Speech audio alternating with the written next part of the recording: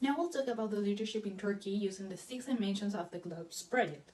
Starting with the charismatic dimension, in Turkey, leaders are often expected to be inspiring, decisive, and confident. A strong leader who can guide with vision and authority is highly respected.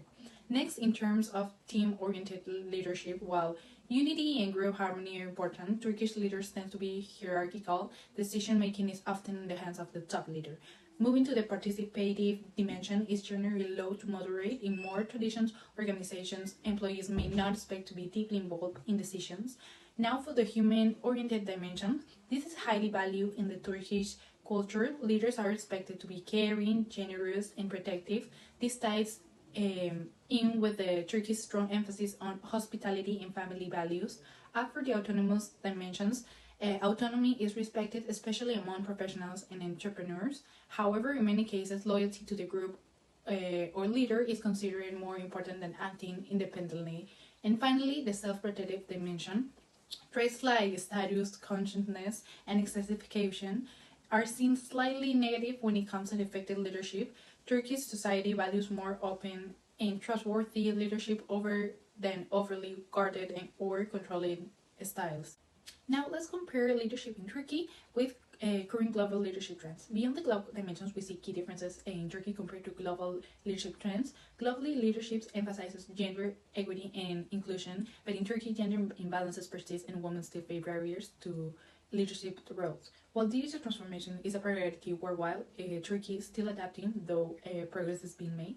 Sustainability and ethical governance are central global trends, but for many Turkish leaders, this is not yet a main focus. And lastly, Turkey's exposure to global and intercultural mindset is increasing, but still remains a mainly national-centered leadership culture. Regarding anti-corruption systems, Peru and Turkey present significantly different approaches. In Peru's case, a modern legal framework has been developed influenced by international standards such as the Foreign Corrupt Practice Act (FCPA), the OECD Anti-Corruption Convention, and the ISO Standard on Anti-Bribery Management Systems.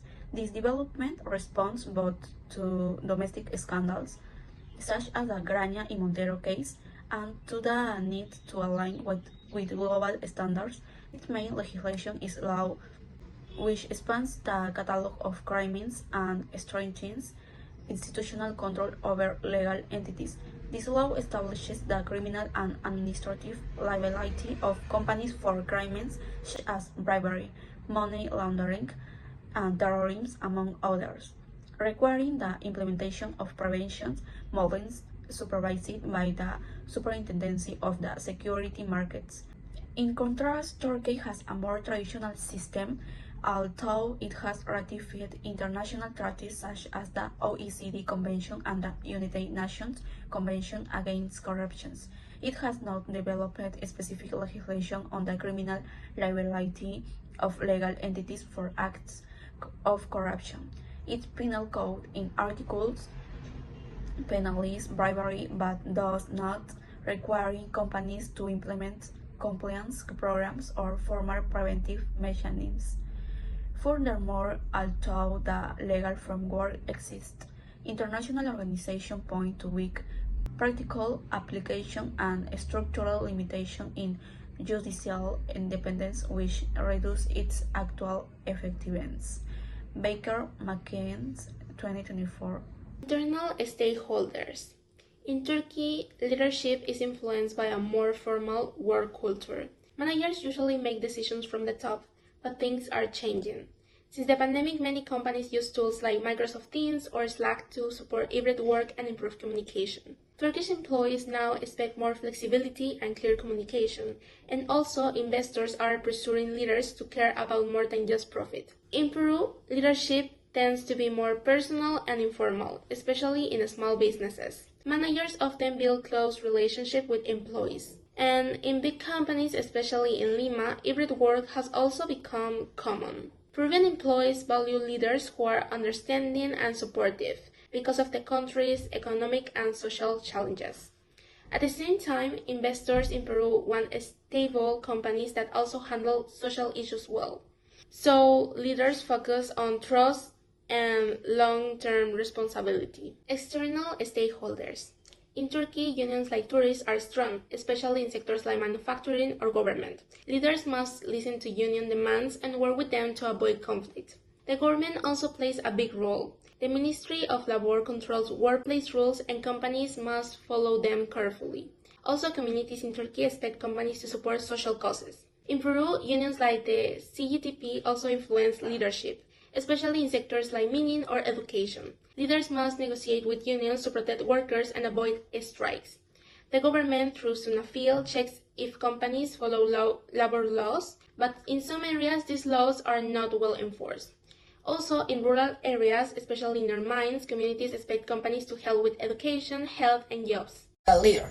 Leadership style and cultural reflection about Keiko Fujimori. Keiko Fujimori, daughter of former President Alberto Fujimori, is a conservative politician and leader of the right-wing party, Fuerza Popular. Her leadership style is bureaucratic, pragmatic and populist, reflecting aspects of Peruvian political culture that values strong personal leadership and also the continuity with past structures. Well, about the cultural reflections, Peru's political culture often lends toward centralized authority due to instability and weak institutions. Fujimori's brand of politics appeals to those who associate leadership with order and economic growth, despite controversy over her father's authority and legacy. About the gender and diversity impact, Keiko is a rare example of a woman leading a major political party in Peru.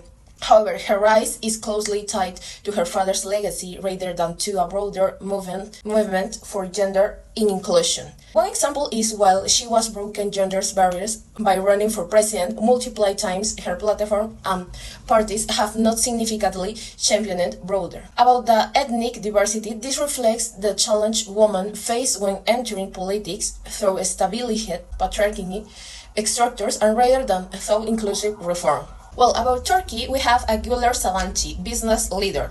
The leadership style culture is when Güler Sabanci is the chairwoman and of Sabanci Holding, one of the Turkey's largest conglomerates. Her leadership style is professional, visionary, and values-based in emphasizing education, meritocracy, and innovation. A cultural reflection in Turkey's evolving business environment where tradition coexists with global ambitions. Sabanci represents the Western-facing modern business elite. Her leadership style reflects Turkey's blend of secularism and entrepreneurial dynamics, especially in Istanbul's corporate sector.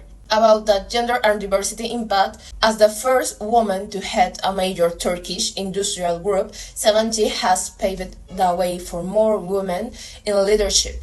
Also, a good example of this is through the Sabanci Foundation. She actively supports women's empowerment, education for girls, and the social inclusion. Her success is a male-dominated sector, has challenges traditional gender norms, and inspired greater gender equity and Turkish business leadership.